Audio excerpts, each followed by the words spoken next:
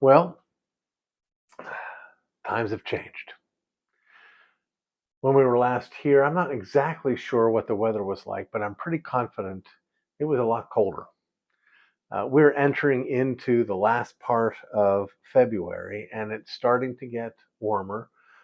We're starting to hear some birds singing outdoors. We're hoping and waiting and eager for a little bit of green in the fields and for the trees to start blossoming as well. That's some ways away. And I'm still holding out hope for more snow because I'm a guy who likes winter.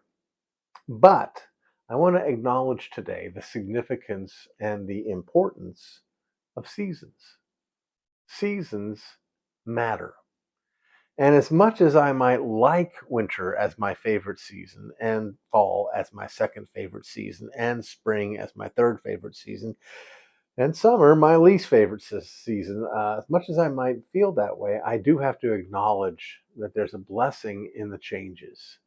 And that blessing has to do with the very rhythms of our life. And one of the ways it shows itself in the rhythms of our life is in the different kinds of work that we do when we're trying to homestead. It's not like farmers of old, when the right day in the spring comes, stick a seed in the ground, and when the right day in the fall comes, they harvest, and that's all that they do. Nor is it the case that in the winter months there is nothing to do, even though there may be nothing growing. That's part of the process. We talked already about the value and the blessing of splitting firewood. Well, splitting firewood is a wonderful job to take on during the colder months. We talked, in fact, about how you can be heated twice by the same piece of firewood. Once when you're outside getting a little sweaty while you're splitting it, and once when you're inside burning it to stay warm. So that's one of those things that you can be doing in the winter. Just recently, uh, recognizing the limitations of my own abilities, I loaded up various and sundry mowers and took them to the repair place to have them taken care of, have the blades sharpened, have the oil changed, whatever it is that needs to be done, because I don't want to be doing that when the grass starts growing.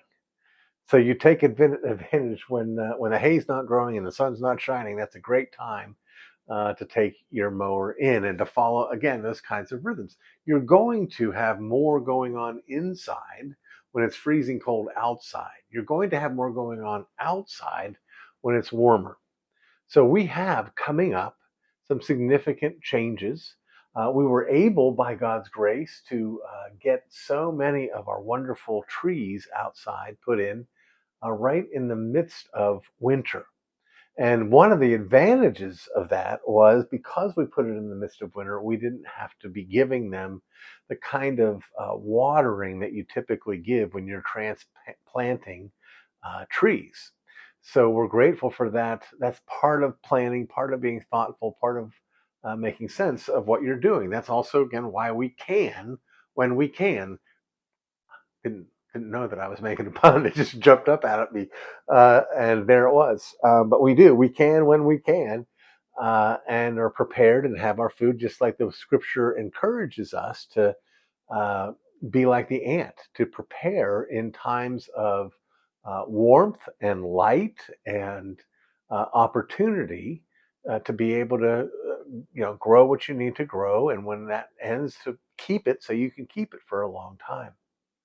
So uh, don't I mean, just remember we talked earlier about food and how I don't know, 50 years ago when I was a kid, you had to wait for strawberry season to be able to get strawberries.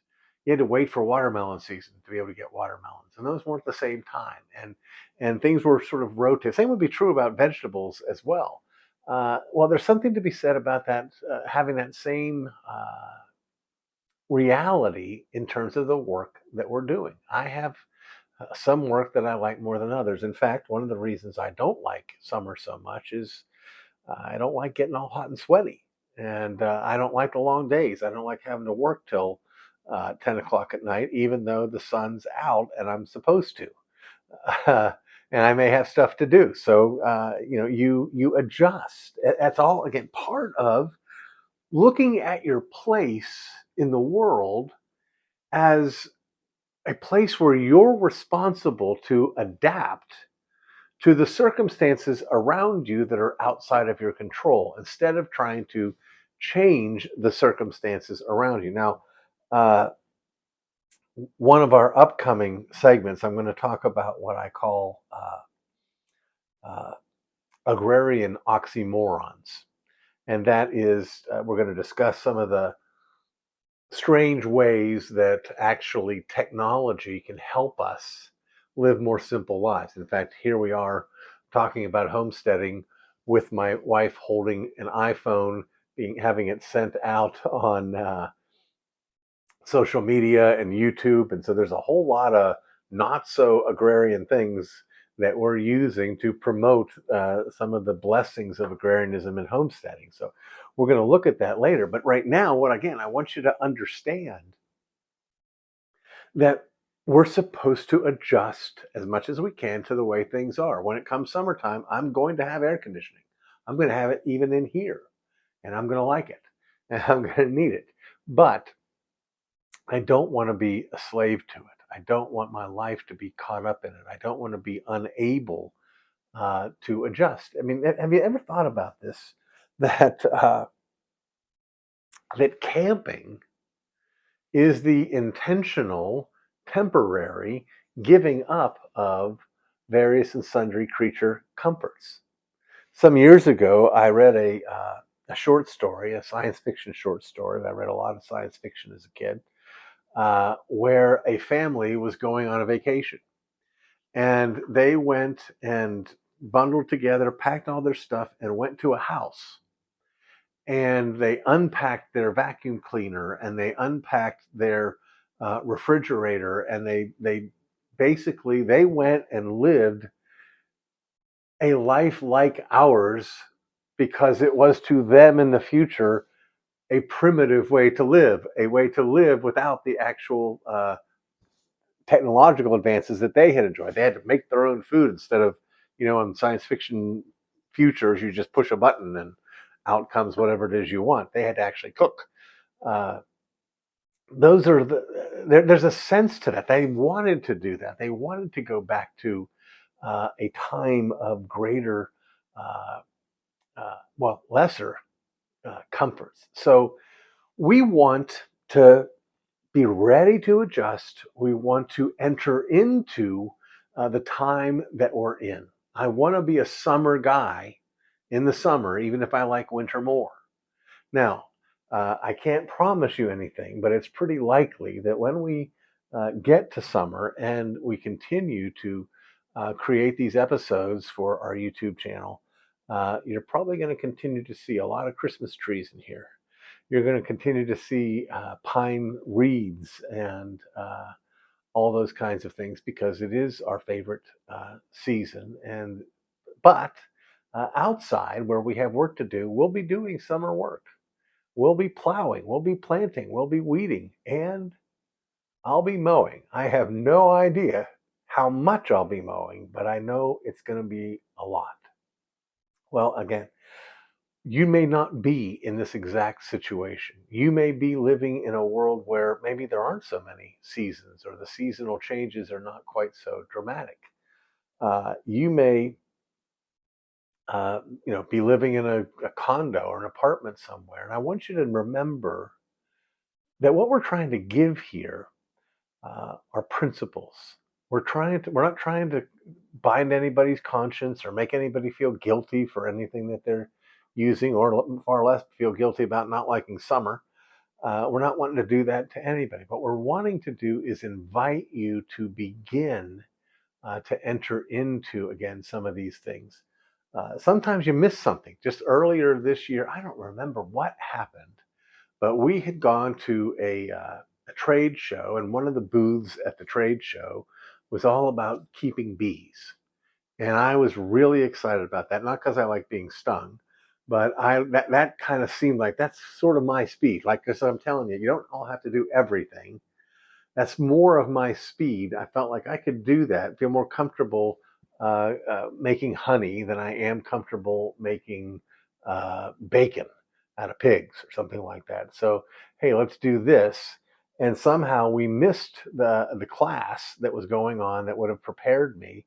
And now we've been waiting for the next class, and it's coming up. I'm not sure exactly how soon, but it's coming up.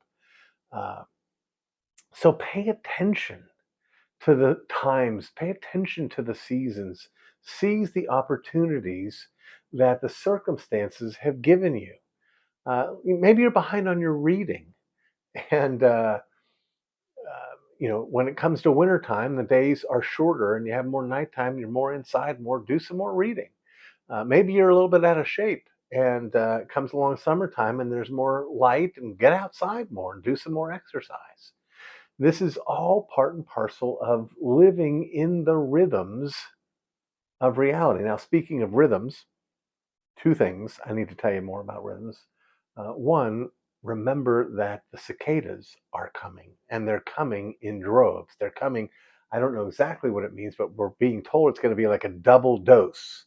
Like there's an overlap of two time frames for the broods to appear, and it's going to be something else. Yeah, it's not always the most pleasant thing in the world, although when I was a kid, boy, did I love that. Secondly, in terms of rhythms, I want to remind you, as is always the case, to do those things we always ask you to do. Would you please consider subscribing to this program here on YouTube? All you got to do is click the bell, you're subscribed, you'll get reminded when new ones come out. We want you to leave a comment. Again, that helps with the algorithms that brings this in front of other people's eyes. We would love not only to have thousands and thousands of people who've intentionally signed up, but we'd love to have people who didn't intentionally sign up come across these programs and then intentionally sign up. So that's how you can help us. You subscribe, you like, you leave a comment, you share with your friends. Again, I believe that all that we're talking about here is helpful for everybody, whether you're a city slicker or whether you are a seasoned vet at farming, one way or the other. I think we all have a lot to learn from each other. And if you remember from the beginning, we've talked about this is not us being experts coming to tell you exactly what you ought to do. We're on a journey together. So please continue to journey with us. Continue to tune in. Continue to share with your friends. Continue. This is that season. This is the early season. And the scripture, remember, tells us to not despise the day of small beginnings. There are different times. We're told in Ecclesiastes there's a time to plant, and there's a time to harvest. There's a time to build up. There's a time to tear down.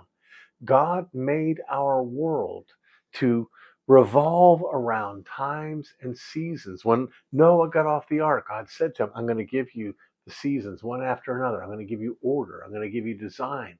He's given us the week, 6 days of labor and one day of rest. All of these things are evidence of God's grace in helping us to live in terms of seasons and cycles, the way that He has made the world. So let's keep at it. Let's tune in. Let's watch. Let's be careful. Let's encourage our friends. And again, please, especially let us hear from you. We love getting comments. We, like anybody else, we love when we get encouragement. And nothing encourages us more than to hear from someone who's been listening, someone who's been learning, even someone who disagrees and thinks I'm full of hooey. At least that means you're paying attention. And so we'd love to hear from you. Leave us a comment. When you see comments, join in. Let's have a conversation in the comments section. We'd love to hear from you about things you'd like us to cover in Going Homesteading. If you have ideas on that, I spent some time this afternoon jotting down some ideas for future episodes. But I'd love to hear from you as well about what you'd like to hear from. I'm continuing to encourage my precious wife to get on the other side of the camera, and hopefully that'll be coming more soon.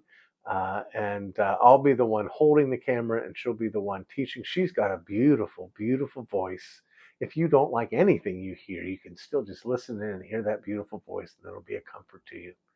Thanks so much for tuning in, and we hope we'll see you next time.